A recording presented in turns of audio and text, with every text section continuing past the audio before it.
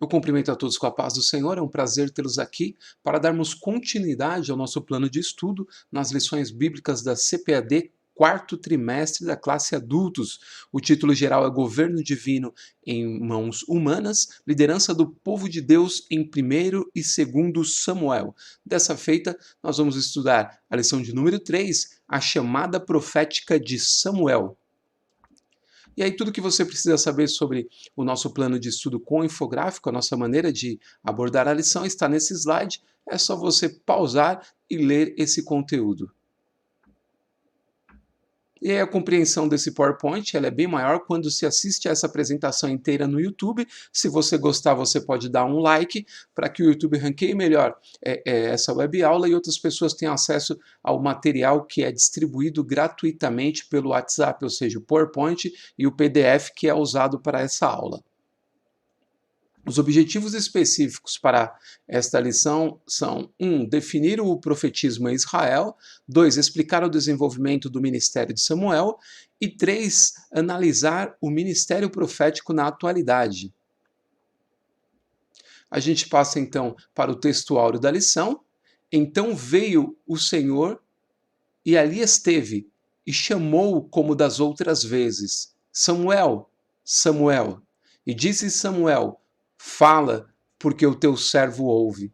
1 Samuel 3:10. E a verdade prática, a verdadeira chamada divina capacita o crente fiel a ser um porta-voz autêntico da palavra de Deus. A gente passa para a leitura bíblica em classe, em 1 Samuel 3, do versículo 1 ao versículo 10. Eu não coloquei nenhum versículo em destaque, você pode pausar o vídeo nesse momento e fazer a sua leitura. E também pode complementar com a leitura diária, aquela feita de segunda a sábado. E você que é professor pode, de repente, distribuir 6 post-its aos alunos no início da aula para que eles leiam junto com a leitura bíblica de forma sequencial, se assim achar conveniente para a sua aula, ok? A gente passa então para a introdução da lição. Trecho e destaque diz o seguinte: nessa lição, veremos que o ministério profético do Antigo Testamento tinha como principal objetivo levar a todos a ter um firme compromisso com Deus. E como fazemos sempre, colocamos juntos a conclusão para que saibamos até onde o comentarista expandirá a sua lição. O trecho selecionado diz: nestes últimos dias, precisamos de obreiros fiéis que busquem os dons do Espírito, ok? A gente passa então para o slide que mostra os tópicos da lição. O primeiro é definindo o profeta em Israel, o segundo, o desenvolvimento do ministério de Samuel, e o terceiro, o ministério profético na atualidade. Nós vamos ver como pontos do tópico 1, a menção de profeta no livro, definição de profeta, e depois Samuel e os demais profetas. No tópico 2 a gente vai ter o crescimento profético de Samuel, depois a formação profética de Samuel e em terceiro a disciplina de Samuel. No terceiro tópico a gente vai ter o dom da profecia, 2, o ministério de profeta no Novo Testamento e 3, onde estão os profetas? Estes, então, são os tópicos que serão abordados nesta lição. Quando você consegue ver isso num único slide, você consegue acelerar o seu processo de assimilação do conteúdo, porque você consegue ver até onde o comentarista abordará a lição. E aí, como sugestão aos professores, né, gestão de tempo em aula, a gente tem 20 minutos no primeiro tópico, 25 no segundo e 25 no terceiro. Isso é apenas uma sugestão para uma aula de mais ou menos 1h10, que é o que ocorre na maior parte das salas de aula de escola dominical no nosso país. E aí, isso também é importante do ponto de vista do aluno, que estuda toda a lição e quer que o professor aborde os principais pontos dela, pelo menos, e não fique travado, de repente, no primeiro tópico, como acontece em muitas salas de aula. Às vezes tem professor que não passa da introdução da lição. Poucos chegam no segundo tópico e pouquíssimos chegam no terceiro. E aí se aborda uma série de questões que às vezes não são tão importantes e o todo da lição fica perdido. Então, essa questão da gestão do tempo-aula é importante justamente para administrar essa questão. A gente parte então para o primeiro tópico, que a gente vai ver a menção de profeta no livro, definição de profeta, Samuel e os demais profetas, isso a partir do próximo slide. Então a gente começa com o ponto 1, menção de profeta no livro. O trecho em destaque, a primeira menção feita a um profeta no livro está registrada em 1 Samuel 2, 27 a 36. O profeta não é um adivinhador, mas o porta-voz de Deus. E aí, como dica para esse ponto, você pode ganhar tempo ao usar o ponto 2 no próximo slide, ok? Como complemento para esses trechos em amarelo. Então, em vez de você fazer o comentário aqui, você dá uma segurada que no próximo ponto você consegue fazer isso tudo de uma vez. E eu fiz um destaque em laranja na expressão Zadok, né? E por que eu fiz isso? Porque o comentarista não colocou aqui nada explicando sobre Zadok, isso gerou muitas dúvidas em pessoas que participam, por exemplo, de grupos de WhatsApp como o nosso, da EBD+, perguntando o que seria esse nome Zadok, parece isolado aqui. Então eu fui buscar um auxílio para que vocês estejam inteirados dessa situação. No capítulo 2:35 está dito lá: então suscitarei para mim um sacerdote fiel. Aí o comentarista aqui da nota da Bíblia de Estudo, MacArthur, diz o seguinte: embora alguns tenham identificado esse sacerdote como Samuel e outros com Cristo, é melhor ver o cumprimento dessa profecia na ascensão de Zadok e sua família no ofício sacerdotal nos dias de Salomão. 1 Reis 1, 7, 8, 2, 26 ao 27, depois 35. Esse fato reestabeleceu o ofício do sumo sacerdote na linhagem de Eli, a Finéias, conforme Números 25, 10 ao 13. E embaixo, edificar-lhe-ei uma casa estável, que é a continuação do versículo. Os filhos de Zadok também ministrarão no templo do milênio. Veja Ezequiel 44:15, 48:11. Meu ungido refere-se ao Messias que irá derrotar os inimigos de Deus e estabelecer o seu governo no milênio, veja no versículo 10. Então aqui é uma nota de rodapé da Bíblia MacArthur que eu trouxe para ajudar. Talvez você tenha outros subsídios que possam te ajudar a desvendar essa situação, que na verdade também não pode ser completamente afirmada. Fica aí uma questão para você pensar sobre a expressão do nome de Zadok aqui no final do ponto 1, ok? A gente passa então para o ponto 2, definição de profeta. Trechos em amarelo, de modo geral, a palavra do hebraico para profeta é nabi. Diversos significados lhes são atribuídos, entre os quais chamado por Deus, orador. Entretanto, a maioria dos estudiosos trata a palavra profeta com o sentido de porta-voz divino. E aí eu preferi colocar o ponto 3 junto aqui, porque eles têm uma conexão. Isso, o ponto 3 fala Samuel e os demais profetas. A partir do ministério de Samuel, surgiram os profetas da corte, os que atuavam junto aos reis. Alguns desses profetas não apenas aconselhavam os soberanos, mas também eram seus escrivães. Por exemplo, Samuel, Natã e Gade fizeram alguns registros reais, e aí esses registros também acabam aparecendo no próprio livro de Samuel, 1º e 2º, livro de Reis e livro de Crônicas, ok? Então, sobre esse trecho, como esses dois pontos estão claros e concisos, você pode analisá-los de uma única vez, ganhando tempo para as demais questões desta lição, ok? A gente passa, então, para o final desse primeiro tópico, de maneira enxuta, objetiva, sempre lembrando que o nosso propósito aqui não é dar uma aula completamente desenvolvida, mas mostrar caminhos para que você possa elucidar a lição e ampliá-la no seu raciocínio, você que é professor, na elaboração da sua aula, ok? A gente parte então para o tópico 2, o desenvolvimento do ministério de Samuel, crescimento profético de Samuel, a formação profética de Samuel, a disciplina de Samuel, isso a partir do próximo slide. A gente tem, então, o crescimento profético de Samuel, trecho selecionado. O jovem Samuel crescia com integridade diante de Deus e do povo. Ana, sua mãe, orou por ele e o entregou aos cuidados de Eli. E aí, o ponto 2 também eu coloquei no mesmo slide, porque acho que você pode uni-los na sua reflexão. Trecho selecionado, o título diz a formação profética de Samuel, e o texto selecionado diz o seguinte: Samuel aprendeu com Eli. ele foi formado pelo velho sacerdote. Samuel era forjado por Deus para o ministério profético. Muitos hoje não querem mais aprender com os mais experientes, pois julgam-se importantes e desprezam o aprendizado aos pés de alguém. Isso é uma questão importante para você discutir em sala de aula, hein? E aí o que eu tenho a dizer sobre esse período, sobre esse slide é o seguinte: esses dois pontos podem ser pensados de uma única vez, destacando-se a oração de Ana, a obediência de Samuel e a formação dada por Eli a Samuel. Isso é muito importante, você pode sintetizar esses dois pontos nessa sequência de destaques. E por último, um conselho para aqueles que se acham e não se submetem. Então, aqui você tem duas coisas importantes que você pode dar uma paradinha, né? Fazer uma reflexão um pouco mais prolongadas, que é essa questão da oração de Ana, obediência de Samuel e a formação prestada por Eli a Samuel. E por último, a questão das pessoas que se acham, né? Às vezes o camarada do nosso meio, eu penso muito sobre isso.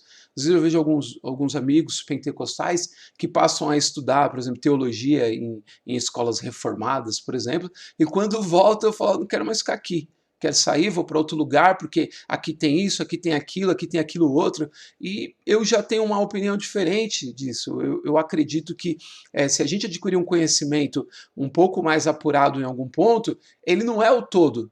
Aquilo lá não representa toda a revelação de Deus. Aquilo lá não exaure aquilo que Deus é. Senão, teria somente uma igreja, somente uma denominação. Deus não se deixa prender no pensamento humano. Então, a gente aprende em teologia, por exemplo, que a gente não pode definir Deus. E é verdade isso, porque Deus é indefinível.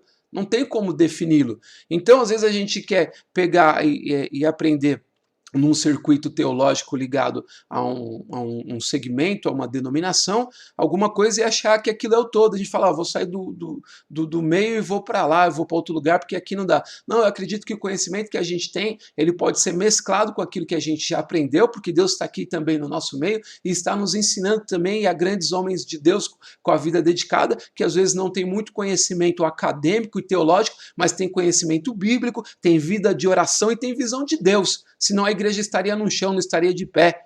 Nós da Assembleia de Deus temos mais de 100 anos de existência e Deus tem nos sustentado. Então, todo o conhecimento que eu aprendo, e eu aprendo muito com os reformados, eu leio muito livros dos reformados, mas eu uso o conhecimento de lá para mesclar com o conhecimento que eu tenho aqui e poder ajudar os meus irmãos aqui, se desenvolver junto no nosso meio, pois foi aqui que o Senhor me chamou e é aqui que eu quero ficar até quando o Senhor quiser. Então, tem muita gente, isso foi só um exemplo, né? No nosso meio também tem gente que, às vezes, por isso dá um pouco, porque eu fui lá, estudei teologia, ou estudei línguas hebraicas e gregas, e agora eu sei mais que o pastor, e às vezes vem dar um fechamento de escola dominical, por exemplo, a gente convida, e a pessoa destila assim, uma certa arrogância, como se ela soubesse mais do que todo mundo, e às vezes não tem nem a metade da idade do pastor. Então tem que colocar o pé no chão e saber que a experiência, ou seja, a formação teórica acadêmica não é o todo. É preciso haver a teoria e a prática, e é na prática que o negócio pega. É na prática que o negócio pega. É preciso ter joelho no chão, é preciso ter vida com comportamento baseado na vida de Jesus, e é preciso ter conhecimento bíblico com espírito de humildade. Então fica aí o meu conselho para a reflexão desse ponto em sala de aula. Isso vale para todos nós. Por exemplo, esse material ele é apenas uma contribuição simples para ajudar professores que sabem bastante, mas que de repente não têm tempo de formular um material como esse para enxugar a lição em partir de um ponto mais objetivo. Aí a gente entra auxiliando um pastor, por de repente um professor de escola dominical que recebe esse material e tem doutorado, por exemplo, não é isso? E aí a gente contribui, ele aceita, contribui com aquilo que ele tem com a gente também, a gente vai se ajudando. É por isso que a gente tem, por exemplo, o nosso grupo de escola dominical no WhatsApp, para todo mundo se ajudar e aprender uns com os outros. Então fica essa dica que vale para todos nós, para que o espírito de arrogância não entre no nosso coração e a gente se ache, né, no meio de tanta gente boa que Deus tem levantado, e na verdade é o Espírito Santo que nos sustenta, ok? Fica aí essa dica. Então a gente vai para O ponto 3, a disciplina de Samuel. Trecho selecionado, ainda jovem, Samuel já se mostrava disciplinado. Se os nossos filhos servirem a Deus com a disposição de Samuel, educados pela sua família na presença do pai, eles influenciarão de maneira impactante a sua geração. Isso é muito importante. Sobre esse ponto, dica: saber quem você é e o que você quer é fundamental para uma vida com ordem, observância e submissão, que são características de um viver disciplinado. Para completar essa reflexão, se lembre, por exemplo, da experiência de Sadraque, Mesaque e Abednego, em Daniel capítulo 3, os quais, pela força da disciplina, chegaram até as últimas consequências de suas convicções. Ou seja, quando mandados ajoelhar diante da estátua de Nabucodonosor, eles disseram: fica sabendo, ó rei, que se Deus quiser, ele nos livrará. E se ele não quiser nos livrar, não tem problema nenhum, nós não nos afastamos das nossas convicções, nós só adoramos a Deus, ok? A gente fecha então esse segundo tópico de forma objetiva e clara. Partimos então para o terceiro tópico, o ministério profético na atualidade, o dom da profecia, o ministério de profeta no Novo Testamento. Onde estão os profetas? A gente faz isso a partir do próximo slide. Então a gente tem primeiro o dom da profecia, trecho selecionado, forma sobrenatural e momentânea. Manifesta-se de forma sobrenatural e momentânea, encoraja, exorta e consola a igreja, edifica de forma coletiva e individual o povo de Deus. 1 Coríntios 12, 7 ao 11, 1 Timóteo 4, 14. E aí, eu uni esses dois trechos, ok? Coloquei o segundo aqui, que diz o seguinte, o ministério de profeta no Novo Testamento. Então, profeta no Novo Testamento refere-se a determinados indivíduos chamados por Deus a fim de entregar revelações específicas à igreja. E aí você pode complementar com a leitura de Atos 3:1, 15 e 32. Não podemos confundir o ministério profético com o dom de profecia. E aí a minha dica, que acabou entrando antes aqui, como você não terá tempo suficiente para se aprofundar nesses dois pontos, a leitura das referências e a abordagem conjunta pode ajudar a clarear um pouquinho esse difícil assunto, tá, gente? Então é complexo falar sobre dom de profecia e fazer essa divisão de ministério profético no Novo Testamento, por exemplo, se a gente considerar as Escrituras como profética, e elas são, e nós somos anunciadores das Escrituras, então todos nós temos um ministério profético em Cristo Jesus.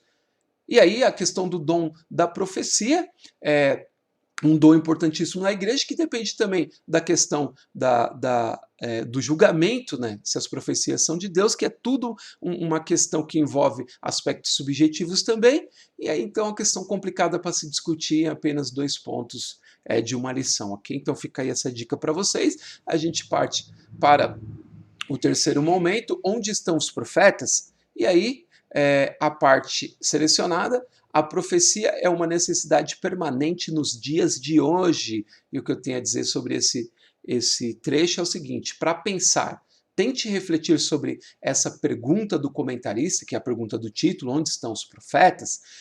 Tente refletir sobre essa pergunta do comentarista à luz de Atos 2, 17 e 18 e 1 Coríntios 12, 11 e o 31, tá? Então isso vai ajudar você a refletir e você que é professor também a discutir com seus alunos em sala de aula, ok? Fica aí então a minha contribuição para esse terceiro tópico. A gente finaliza assim ele e parte então para a conclusão da lição. A gente lê então a conclusão, que diz o seguinte: onde estão os crentes usados por Deus para falar extraordinariamente ao seu povo? Nesses últimos dias precisamos de obreiros fiéis que busquem os dons do Espírito. Entretanto, estejamos vigilantes. Como já dissemos, todo o enunciado profético tem de passar necessariamente pelo crivo da Bíblia Sagrada. Fica aí, então, essa conclusão do comentarista e a nossa contribuição com vocês, alunos e professores. Espero tê-los de alguma forma ajudado com esse material simples, contudo objetivo, claro e específico, para que vocês possam aí formular melhor os seus estudos, ok? Então, a gente fica por aqui e, se Deus quiser, a gente se vê na semana que vem. Desejo a todos uma excelente aula em nome de Jesus e até lá.